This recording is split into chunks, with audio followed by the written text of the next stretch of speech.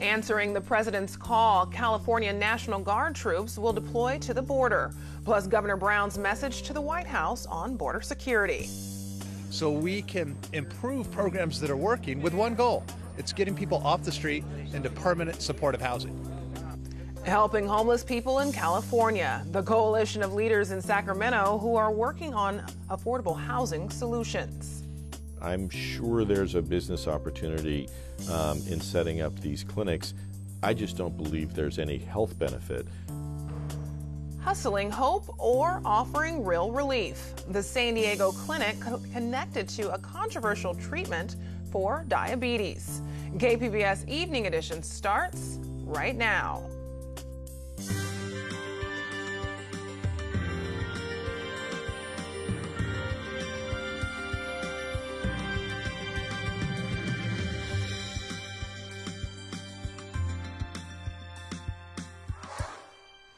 Good evening. Thanks for joining us. I'm Ebony Monet.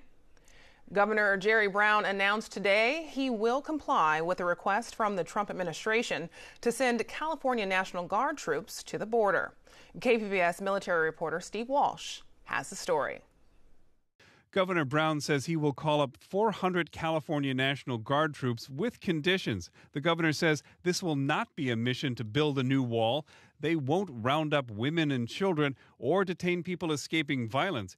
He was clear the Guard will not enforce federal immigration law. Brown isn't the first governor to respond to this type of request. We're out here at Arnie's Point, right along the border, outside of Otay Mesa. Back in 2006, the California National Guard asked reporters to come down here to look at what they were doing as part of Operation Jumpstart. Governor Arnold Schwarzenegger sent the National Guard to patrol the border on the request of the Bush administration. On Arnie's Point, the Guard manned an infrared camera. Along the California border, they built roads and fixed fencing. They moved 250,000 cubic yards of dirt. The governor agreed to send troops to the border again in 2010 under the Obama administration. Both times they steered clear of federal law, which limits the military's ability to act as domestic law enforcement. Debbie Kang is with UCSD. She authored a book on the history of immigration law in the U.S.-Mexico border. She questions the value of putting the National Guard on the border, either in the past or at this moment.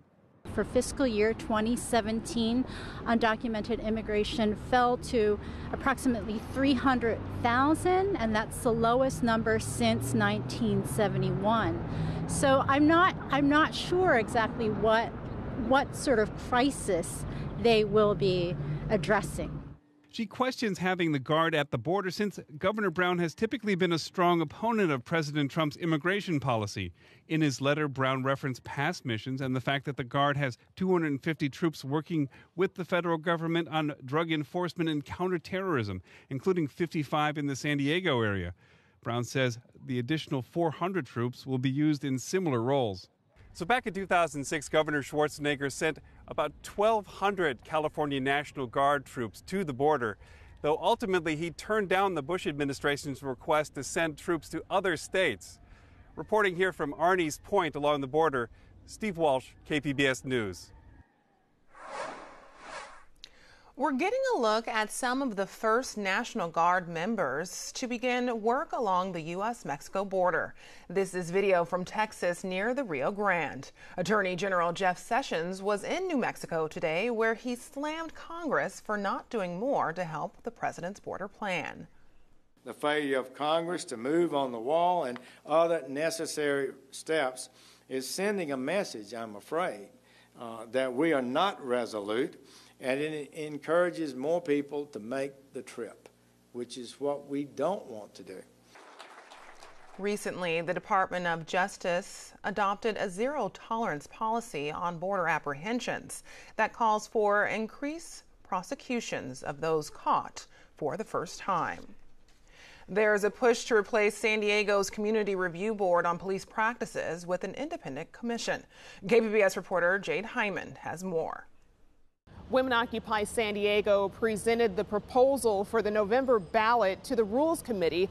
The charter amendment calls for the Community Review Board on Police Practices to be replaced by an independent commission. The proposed commission would have the ability to hire independent investigators and legal counsel, as well as subpoena civilian witnesses and make SDPD policy recommendations. We do not want the new commission to waste its time and resources. Andrea St. Julian is an attorney working with Women Occupy San Diego and says the commission will provide more accountability and trust. The community simply does not trust the current citizen or community oversight model for police practices. The Rules Committee docked the proposal for the next meeting, where Chief Neslight will be invited to give input. Jade Hindman, KPBS News. About 36 gun control advocates attended a Cajon Valley Union School Board meeting last night to express dismay that a counseling intern and students were allegedly silenced during a nationwide school walkout last month. KPBS education reporter Megan Burks was there and has the story. The intern, Margaret Morgan, spoke at the meeting. She says she was asked to leave Hillsdale Middle School and never seek employment in the district because she broke its policy on speaking to the press. Morgan told the San Diego Union Tribune that unlike other area schools, Hillsdale leadership gave 5 students detention for trying to join the walkout. I will continue to be vocal about what I see in our public school system. As an educational counselor, this is my vocation, whether I'm employed, interning, volunteering, or simply exercising my rights as a citizen of the United States. I stand with these intelligent and strong students who are teaching us to rouse ourselves and advocate for gun control instead of simply sending thoughts and prayers for the victims of mass school shootings. This is not an issue that can be swept under the rug. And for the sake of these young lives, I refuse to be silenced. The shirt doesn't matter because I'm sworn as an officer, as an elected official, to uphold the Constitution. And I cannot be asked to violate the Constitution. No elected officer should be, nor can they. It's an impeachable offense. And we can have disagreements, but don't ask me to tear down part of the Constitution. The district says it offered the students ways to express themselves with supervision, and it says Morgan was fired for multiple reasons but did not elaborate. Morgan says she was never spoken to about performance issues, nor was she told about a policy on speaking to the media. Megan Burks, KPBS News. Speaker of the House Paul Ryan says this will be his last term in office. Wisconsin Representative joined a growing list of Republicans who have announced they will not seek re-election this fall. You all know that I did not seek this job. I took it reluctantly, but I have given this job everything that I have. And I have no regrets whatsoever for having accepted this responsibility. What I realize is if I am here for one more term, my kids will only have ever known me as a weekend dad. I just can't let that happen. So I will be setting new priorities in my life. But I'll also be leaving incredibly proud of what we have accomplished. Speaker Ryan was also Mitt Romney's presidential running mate in 2012. Ryan says one of his biggest accomplishments during his 20 years in Congress is the tax reform bill passed under President Trump. A sex trafficking bill that has already brought some changes to some major websites has been signed into law. The Fight Online Sex Trafficking Act tightens some of the rules and legal liability. It specifically targets online forums where classified ads have been used to sell sex. Craigslist recently shut down a portion of its website due to the bill, and executives for Backpage are being prosecuted. President Donald Trump spoke about the problem today at the White House. I've heard statistics where trafficking in the world is more now than it ever has been ever in the history of the world. And you wouldn't believe that with, modern day everything. But they use modern day better than law enforcement can use modern day, whether it's the internet or anything else. And you wouldn't believe that, but trafficking is probably worse today than at any time in history. Family members of sex trafficking victims attended today's signing ceremony. The bill had large bipartisan support in Congress. San Diego Mayor Kevin Faulconer is in Sacramento trying to convince the state legislature to make a big investment in homeless initiatives. Faulconer shared photos from his meeting with the Big 11. It's a coalition of mayors lobbying for the state to provide $1.5 billion to grants to cities for affordable housing and other projects. Really to say, let's partner on this together. Let's have these dollars, matching dollars, so we can improve programs that are working with one goal. It's getting people off the street into permanent supportive housing. The Big 11 coalition says now is a good time for the state to provide the money because California is enjoying one of the largest budget surpluses in state history. A Fair Housing Act hits a major milestone today. It bars property owners and managers from denying housing based on certain factors, including race and nationality. KPBS reporter Taryn Minto takes a look at the law 50 years later with the Legal Aid Society of San Diego. What are some, typical traditional examples of violations of the Fair Housing Act that you see or people bring to you? What we see is what the country sees, which is there'll be cases of perhaps disability discrimination, not providing a unit to someone with a disability or somehow providing differential treatment on the basis of their disability. We see cases of sexual harassment in housing.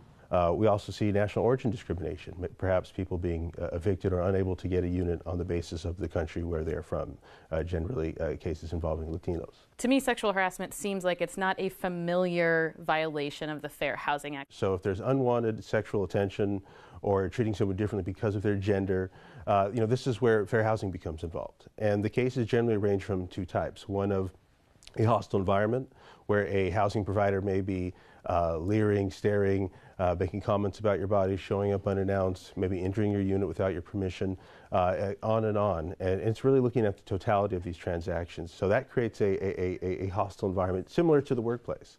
And then we have the other form of sexual harassment, which is where a housing provider may be demanding some type of, whether it be a sexual favor or whether it be some type of demeaning treatment. There's a lot of talk about mental illness being an issue that ails those on the street from actually getting into a home.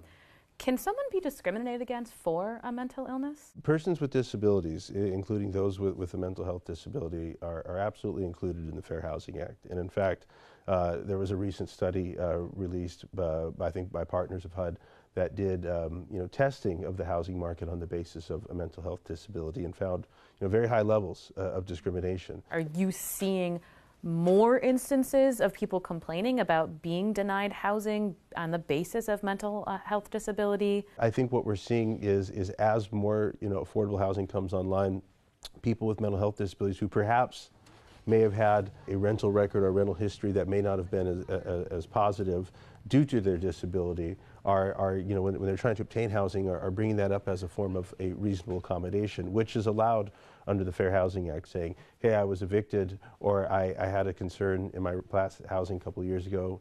Now, I've maybe taken medication, I'm working with folks, et cetera, can I still move in despite this rule? So we're seeing, that emerging issue and challenges to that. Can you explain where someone might not intend to do something but actually could be implementing a policy that is a violation of the Fair Housing Act? You can see this with perhaps, if there's a policy that was overly restrictive regarding how many folks could live in an apartment, families with children rather, that could be an example of where that neutral rule could have a disproportionate impact.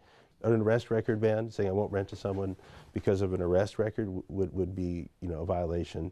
It's too broad.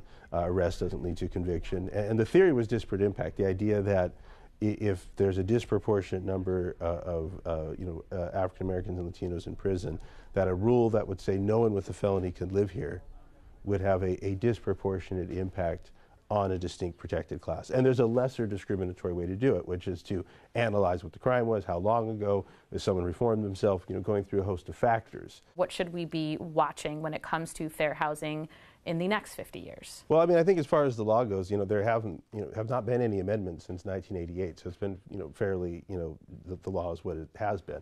In terms of the next 50 years, what is our future for fair housing?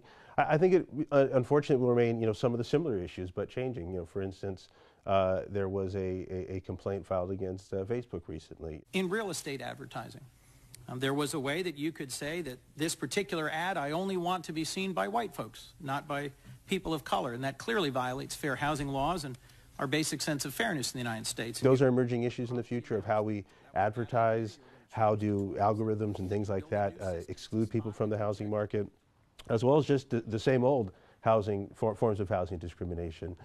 So I think much of the past is still with us. Yet there are some, emerging issues regarding, I think, technology and how we obtain housing. But I think it's going to be many of the same issues. Thank you very much, Brandon Butler, for joining me. Thank you so much for having me. It's going to be a windy night, especially in the mountain and desert areas. Julia Wyden has details in tonight's forecast. Hey, good evening. Those winds are picking up as we head through tonight, and they will be strong straight through tomorrow afternoon. I'm AccuWeather meteorologist Julia Wyden, and we have high gusting winds expected in the mountains of San Diego County. If you're going to be towards Mount Laguna or up towards Borrego Springs, that's where I want you to be especially careful. Winds are going to be around 40 to 50 miles per hour. We could see gusts up to 60 miles per hour and isolated gusts even higher than that, up to 70 miles per hour. So again, take caution if you are going to be in this area. Thankfully, folks closer to the coast likely not going to be dealing with those high gusting winds. Satellite and radar are looking pretty quiet for right now, but can't rule out a spot shower for tonight. There's a system well off to the north that's producing wet weather in that direction up towards Redding, but you can see this band of cloud cover that drops down from it. It's going to pass through our region and bring just one or two little showers towards San Diego County. We'll have some clouds around tonight, temperatures in the upper 50s, and again, can't rule out those spotty showers. I think we could see a few of those near Oceanside. The farther to the north you are, the more likely it is that you could see a few of those raindrops. But otherwise, temps tonight going to be in the low to mid 50s for folks at the coast. Up in the higher elevations and out towards the deserts, we're talking more 40s to 50s. For Thursday, that front drops through, the front that is bringing that threat for wet weather. It will clear our area, though, and allow for some cooler air to flow on in. Let's look at the temperatures for the day tomorrow. Highs will likely be in the 60s. 66 in San Diego and 65 in Chula Vista. Let's take a look at the extended forecast at the coast. Temperatures are going to be warming up as we head back into the weekend. We'll be in the mid and upper 70s for Friday and for Saturday. Taking you inland, temperatures going to be in the upper 60s on Thursday, warming to 70s for Friday, back to low 80s, quite warm. On Saturday, plenty of sunshine, and getting a little bit cooler in the mountain region for the weekend, or rather a little bit milder, I should say. 62 for Saturday, 64 for Sunday after wrapping up the week in the 50s. And taking you out now to the deserts, we've got temperatures that are going to be climbing to 86 for Saturday, 89 degrees on Sunday. And again, be mindful of those winds. Back to you, Ebony. Mark Zuckerberg finished up his second day of congressional testimony today, answering questions about how Facebook protects user privacy in the wake of the Cambridge Analytica scandal, where 87 million users' data was collected by a political data mining firm. Zuckerberg says Facebook strives to do a better job protecting users with improved algorithms and artificial intelligence. But there are things users can do too. A way to protect yourself is to be very careful about what you do share on Facebook. And that's simple to do because you are actively doing it. But also these apps that show up that ask you which Hogwarts house you're a part of, you got to think twice. If you are engaging with that app, what information is that app getting from you? Now, it'll tell you which permissions it needs to actually run, but a lot of us are so excited to find that information out, we don't actually look through it. Zuckerberg says users whose personal information was swiped by Cambridge Analytica started getting notifications earlier this week. Reporter Cheryl Clark with our media partner iNewsSource has been investigating Sacramento lawyer G. Ford Gilbert and his national network of Trina Health diabetes clinics. The clinics, including one in San Diego, promote an insulin infusion procedure that Gilbert calls miraculous in turning around complications from diabetes. But diabetes experts call it a scam. Now Gilbert is facing federal charges in Alabama where he's accused of fraud and bribery in a failed scheme prosecutors say was intended to get a state law passed to force insurance coverage of Trina infusions. We check in with Cheryl for more on this investigation. So Cheryl, what exactly is this infusion treatment that Ford Gilbert is promoting for diabetes patients. That's right, Ebony. The protocol basically requires patients to lie in a recliner or sit in a recliner for about 4 hours while an IV pulses insulin into their bloodstream, and that gets to the liver, and the liver supposedly produces enzymes, basically, in theory, mimicking the function of the pancreas. And the result of this is supposedly improved carbohydrate metabolism. And you've spoken to many diabetes experts nationally, including here in San Diego. What's their assessment of this treatment? Just about everybody that I spoke with who is aware of this, who looked at the website, who reviewed papers about it, said there's not enough scientific evidence. In fact, there's no scientific evidence, not the kind that clinicians need to say something actually has benefit. And interestingly enough, in 2009, Medicare took many months to review all of the data that purported to show any evidence, pro or con, about this. And Medicare made a decision back in 2009 that a broad category of post-IV insulin infusions performed on an outpatient basis had no benefit for Medicare beneficiaries. So we talked with one of our experts who is the former president of the American Diabetes Association Board of Medicine and Science, Dr. John Buse. And here's what he said. I'm sure there's a business opportunity in setting up these clinics. I just don't believe there's any health benefit. And you know, I am concerned about how our federal dollars might be wasted in these efforts. And Cheryl, you spoke to Ford Gilbert several times before his arrest last week in this Alabama political corruption case. What did he have to say about this treatment and the skeptics? Yes, I had many conversations with him by email and by phone and also in person. And he really defends this treatment. He says that it's benefiting a large number of patients. And what he's done is he's gone to investors and he's basically sold his formula or his protocol and the rights to use it to about 24 more than maybe 24 clinics across the country. And here's what he says about whether this works. You know, people are shocked at how well this treatment works. They'll say, oh, this is, forget it, it's hocus pocus or something. I heard one doctor say, this is voodoo medicine. He now opens the clinic. So, you know, we can take the very heavily skeptical physician and bring them into the fold with knowledge. Very interesting. Thank you, Cheryl, for your reporting. Thank you, Ebony. To learn more about Trina Health and its controversial infusion treatments, go to inewssource.org. iNewsSource is an independently funded nonprofit partner of KPBS. I'm Judy Woodruff. Tonight on the NewsHour, one of the two most powerful Republicans in Congress will not seek re-election. What Speaker Paul Ryan's exit means for the GOP. Coming up at 7, right after Evening Edition on KPBS.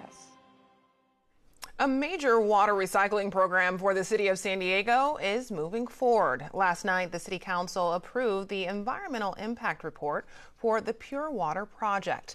The city will use the report to apply for grant money to help cover the $1.4 billion cost. If the project stays on track, it's expected to be complete by 2021. The city of San Diego says it's going to fix 15 of its most dangerous intersections. KPBS reporter Matt Hoffman shows us how it's part of the Vision Zero plan to reduce traffic deaths. Circulate San Diego calls them the Fatal 15 intersections with the highest number of deaths and serious injuries. We've committed to completing them in fiscal year 19. That starts in just a few months. And a lot of the locations, we've actually already done the high visibility crosswalks. Those are the continental crosswalks. The city says safety upgrades for intersections usually cost around $25,000, installing things like audible crosswalks. Wait. Circulate San Diego says a commitment to improving the Fatal 15 is a big step. The city has to make a shift in how it prioritizes its transportation funding, and that doesn't happen overnight. The Fatal 15 has 10 intersections in the downtown area. This one on 10th Avenue and A Street is right where State Route 163 ends. These are the top priority for us now, but we are also looking at multiple locations throughout the city. Mayor Kevin Faulconer is expected to release his 2019 budget, including funding for these projects, by the end of the week. Matt Hoffman, KPBS News. The owner of one of San Diego's top comedy clubs has died.